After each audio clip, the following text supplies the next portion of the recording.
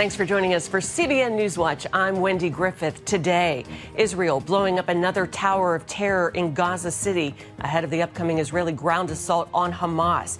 As Prime Minister Benjamin Netanyahu tells Israeli forces, go after nests of terrorism. Here at home, President Trump speaking at the Museum of the Bible in Washington, D.C. about the key role of faith in America and its history and the importance of defending religious freedom. We'll hear from Dr. Kenneth Cooper, who brought aerobic exercise into the mainstream. Now millions of people are jogging and running, and that can help prevent things like Alzheimer's, cancer, and heart disease. And he's a man of deep Christian faith. Plus, we'll tell you about an upcoming event called Communion America, leading to a first-of-its-kind observance next month in our nation's capital. These stories and much more today on NewsWatch. This is CBN NewsWatch. And we begin in Israel, where Israeli Prime Minister Benjamin Netanyahu is telling Israeli forces to go after what he calls nests of terrorists. This in the aftermath of the deadly terrorist attack in Jerusalem Monday, as Israel now gearing up for its main assault on the last Hamas stronghold in Gaza City. CBN Middle East correspondent Julie Stahl brings us the story. Israeli President Isaac Herzog visited those wounded in Monday's terror attack. 2 Palestinian gunmen murdered 6 people and injured more than a dozen others when they opened fire on a bus and crowded bus stop. Israeli Prime Minister Benjamin Netanyahu called it a difficult day in Israel's war on terror. My instruction is to go strongly against the nests of terror. We've already eliminated nests of terror in 3 refugee camps. We simply evacuated the population from there and flattened all the terror infrastructure, and my instruction is to do the same in other nests of terror. UN Secretary General Antonio Guterres condemned the terror attack, according to his spokesman. He conveys his heartfelt condolences to the families of the victims and wishes a full and speedy recovery to those who were wounded. European leaders also condemned the terror attack and called for a solution to the Israeli-Palestinian conflict. The EU said the attack shows how necessary and critical a ceasefire is. On Tuesday, the IDF issued its largest evacuation order yet to the residents of Gaza City, a sign a ground invasion may be imminent. And so I say to the residents of Gaza, I'm taking advantage of this opportunity, and listen to me carefully. You've been warned. Get out of there. Overnight, the IDF blew up another tower in Gaza where it says Hamas established military infrastructure to carry out terrorist attacks against IDF troops in the area. Beneath the building, it maintained a site used as a gathering point for terrorists. I promised you a few days ago that we would bring down the terror towers in Gaza. That's exactly what we're doing. In the last 2 days, 50 such towers have fallen. The Air Force has taken them down. In his warning, Netanyahu said bringing down the buildings was just a prelude to the main ground operation. 4 Israeli soldiers were killed in an attack on their tank on Monday. In the UK, the British government says Israel is not committing genocide in Gaza. The new ruling differs from the government's previous position, which said that only the courts could make that determination. Julie Stahl, CBN News, Jerusalem. Thanks, Julie. And our CBN News Middle East Bureau Chief Chris Mitchell is with us now from Jerusalem. Chris, good to see you as always. Prime Minister Netanyahu says bringing down these high-rise buildings in Gaza City is just a prelude to Israel's main ground assault. Chris, how big do you think it's going to be, and any idea when it will begin? Well, Wendy, I think it's going to be very big based on the rhetoric that we're hearing from Prime Minister Netanyahu, as well as Defense Minister Israel Katz. He's going to call this a hurricane coming against Gaza City. There's about 5 divisions that have amassed right outside the city, and some of it is actually, they say 40% of it is already controlled by the IDF. There's been at least 40,000 reservists that have been called up. In terms of the when it will start, perhaps the major move of the operation could begin any day.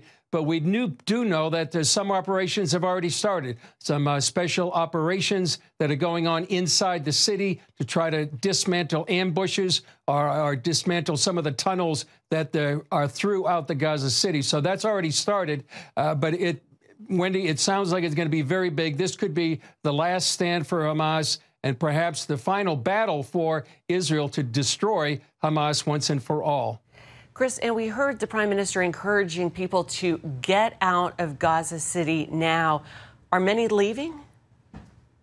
Well, right now we believe at least 100,000 have left the city, and more seem to be doing that every day. There's about 900,000 to 1 million people in Gaza City. Hamas, on the other hand, is trying to stop them, and we've all already heard reports of actually Hamas shooting people for actually leaving. Hamas needs these people for human shields.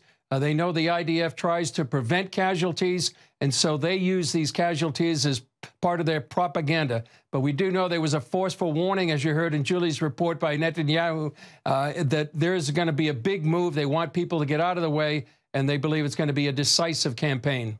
Yeah, and President Trump saying over the weekend he was giving Hamas its last warning to accept a hostage deal. Is it likely Hamas will go along? It seems unlikely, Wendy. It seems like they're reluctant to accept this deal, because what it means is that they would have to give up all the hostages, all 48 hostages, those alive and those deceased, on the very first day of that deal. On the other hand, Israel would have released hundreds of Palestinian prisoners, and the IDF would have to stop its offensive into Gaza City. And giving up all the hostages is something that Hamas is very reluctant to do. The hostages are key to their survival, and yet the IDF is on the cusp of capturing the symbol of the entire Gaza Strip, the Gaza City. So will Hamas decide that giving up the hostages is worth preventing Israel from taking over Gaza City? We're still waiting to see what their final answer is. But, Wendy, it seems unlikely right now that they will take this deal. And, Chris, what do you think about the British government now saying Israel not committing genocide, pushing back against the charge of genocide, obviously important for the Israeli government? Very important, Wendy. First of all, it's not true. It's obvious that Israel has been pouring tons of food and supplies into Gaza Strip, about 200 million or 2,000 million supplies, tons of food and medical supplies into Gaza. They do that every day. Hundreds of trucks are going in.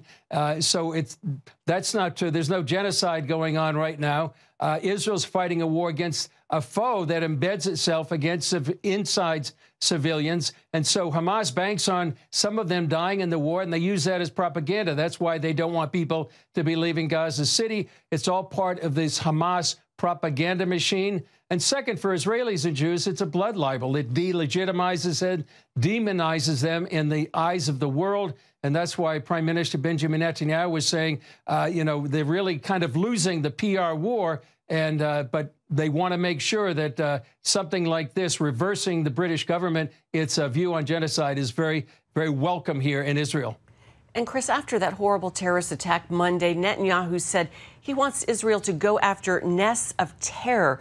What are Israeli forces doing to prevent terrorism and these nests of terror? Well, what they do every day, Wendy, is daily raids into what's called the West Bank, the biblical heartland of Judea and Samaria. They'll be having even more raids now. And what Netanyahu meant by terror nests in some of the cities there called Nablus or Tulkarem, is they have actually taken over parts of that city and literally eliminated some of these terror havens. They're planning to do more of that, especially after yesterday's horrific terror attack when 6 people tragically died and many others wounded. And Chris, quickly, tell us, what do you have coming up on Jerusalem Dateline today? Well, update story, Wendy. We also have a story from George Thomas about Iran.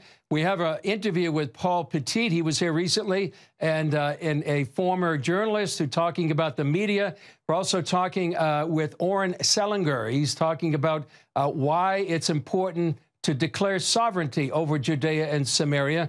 And finally, also a story from Washington, D.C., an interview with Representative Richie Torres, a Democrat who's actually pro-Israel. He's sort of a minority in the Democratic Party. And that's all on today's Jerusalem Dateline. Chris, always great to see you. Our CBN News Middle East Bureau Chief Chris Mitchell, thanks so much for your insights, and we look forward to hearing from you again in the days ahead. And guess what? You can see the latest Jerusalem Dateline, 8 p.m. Eastern on the CBN News Channel. You can also watch it on the CBN News app or on YouTube. Coming up here at home, President Trump speaking out at the Museum of the Bible on the importance of faith in America and defending religious freedom. We'll hear what he had to say when we come back.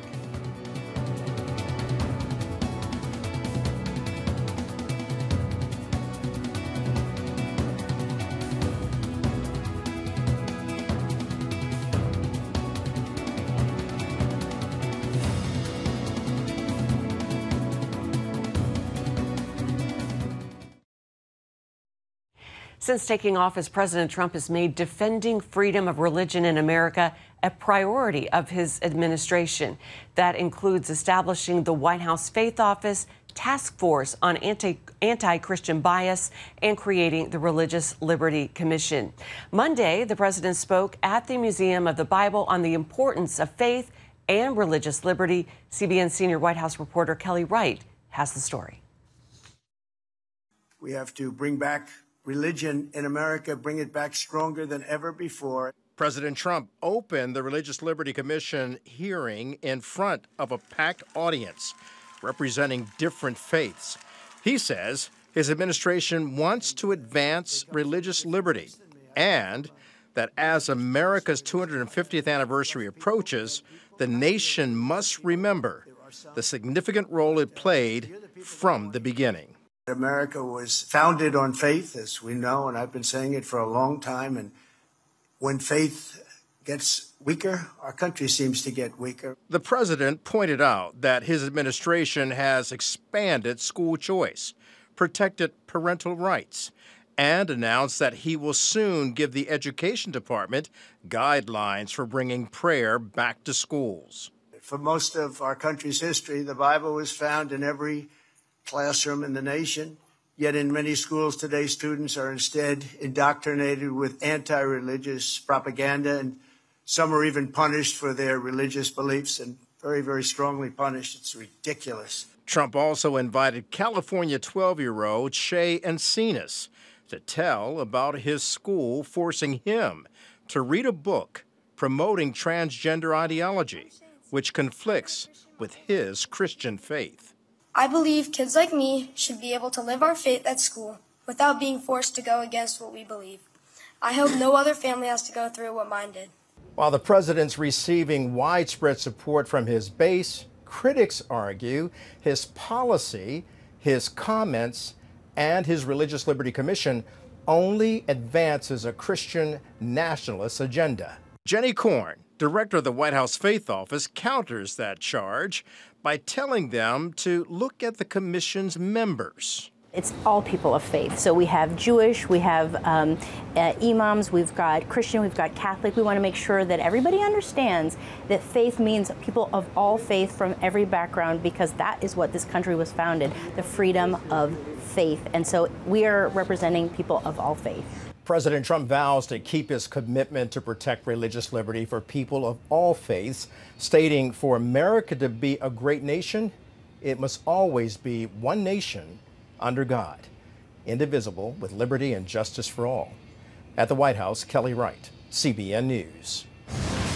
Amen. Thanks, Kelly. Still ahead, he's the father of aerobic exercise, like jogging and running. We'll meet the man who defied the medical community and launched a life-saving revolution right after this.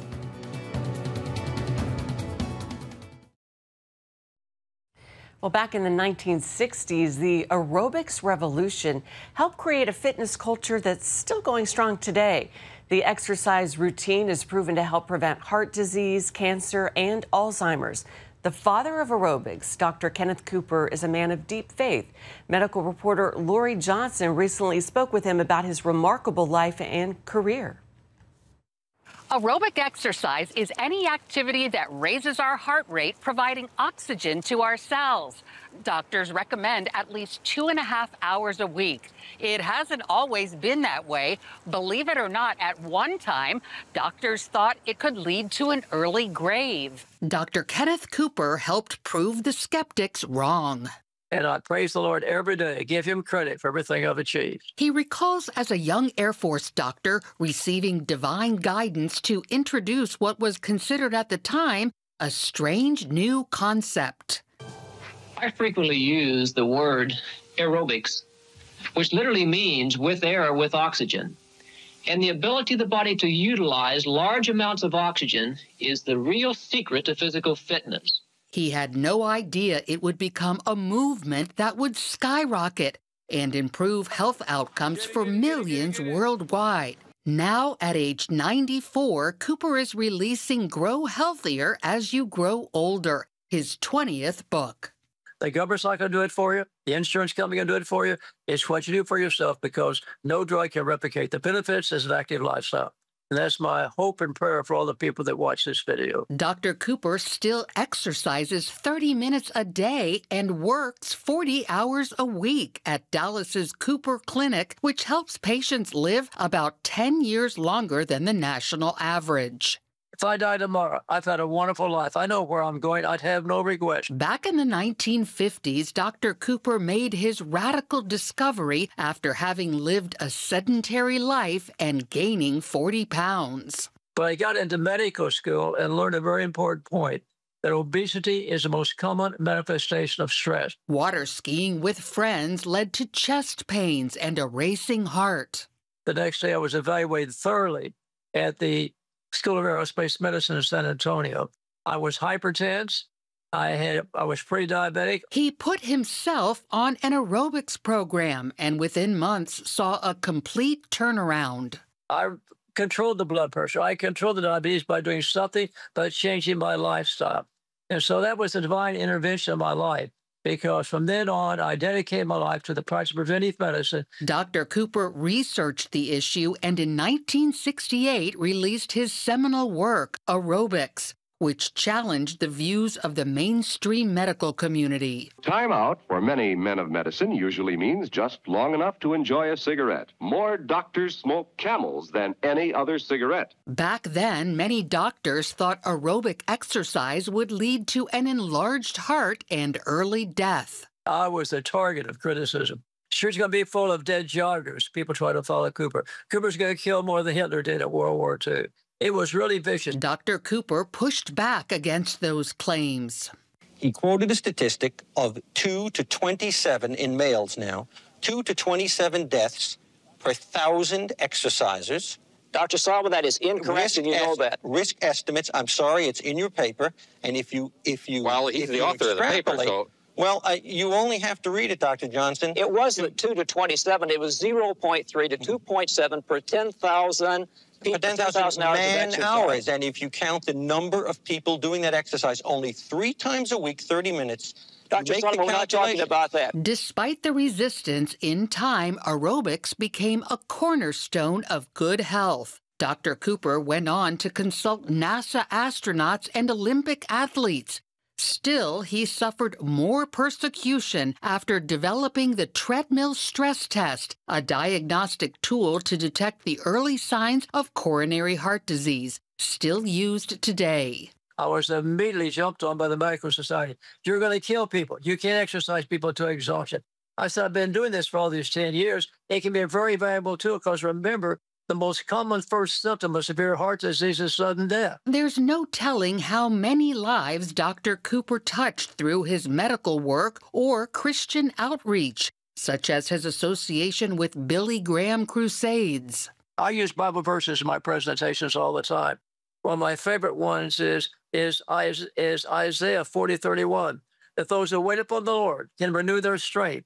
They can mount wings and soar like eagles. And they can run and not be weary and walk and not faint. Today's research confirms aerobic exercise helps prevent heart disease, cancer, dementia, and more. The man who started it all at age 94 and still going strong gives God all the glory. The Lord has had his hand on my life, and that's the reason I'm here today. Lorie Johnson, CBN News. Story, Lorie. Man, I want to go for a run now. Well, I don't run anymore, but a fast walk. Well, you can hear more from Dr. Cooper about aerobic exercise and your health on this week's edition of Healthy Living. That's today on the CBN News Channel at 2:30 and 8:30 Eastern Time. You can also see it on the CBN News app or on YouTube. Coming up, Christians preparing for a major spiritual event in our nation's capital. We'll have that story when we come back.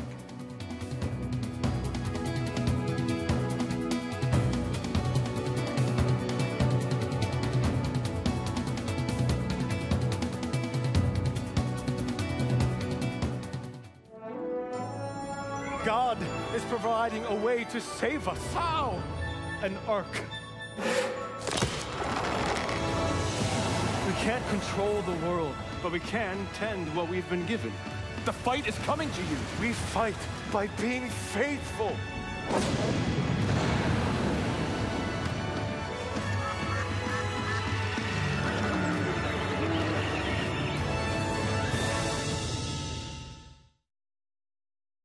If you're over 50, imagine you could turn back the clock on your stiff, achy joints 10, even 20 years. Imagine you could do this without products that just temporarily hide the symptoms and may have side effects. Imagine no more. Introducing Instaflex Advanced. Get a complimentary sample just by texting MOVE to 231231. Instaflex Advanced is different because it targets the root cause of joint soreness and stiffness. It doesn't just cover up symptoms. Instead, it bathes your joints in its unique combination of 5 key natural ingredients found in no other product. Key ingredients backed by 5 clinical studies. Instaflex Advanced is so powerful, you could have better knees in just 1 week. Maybe that's why it's the #1 selling joint brand at GNC. But you can only get your complimentary sample by texting MOVE to 231231. Plus, text now and we'll include a tube of Instaflex pain cream with its exclusive oxygenated oil for fast-acting relief from the pain of arthritis, backaches, and sore muscles, absolutely free. Text MOVE to 231231. God is providing a way to save us. How? An ark. We can't control the world, but we can tend what we've been given. The fight is coming to you. We fight by being faithful.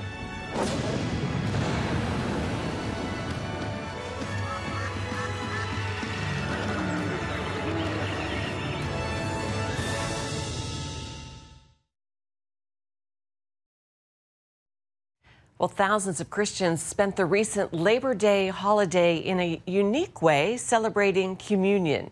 These believers individually plan to remember the Lord's Supper, then celebrate it together at a first-of-its-kind observance called Communion America. It will take place at the National Mall in Washington, D.C. from October 9th through the 12th, coinciding with the biblical Feast of Tabernacles. And you can find the full story on CBNNews.com. Well, that's going to do it for this edition of CBN NewsWatch. Remember, you can find more of our news programs on the CBN News Channel anytime or online with CBNNews.com. Let us know what you think about the stories you've seen today. You can email us. That's newswatch@cbn.com or reach out on social media. We hope you'll join us next time. And from all of us here at CBN, have a great day and God bless you.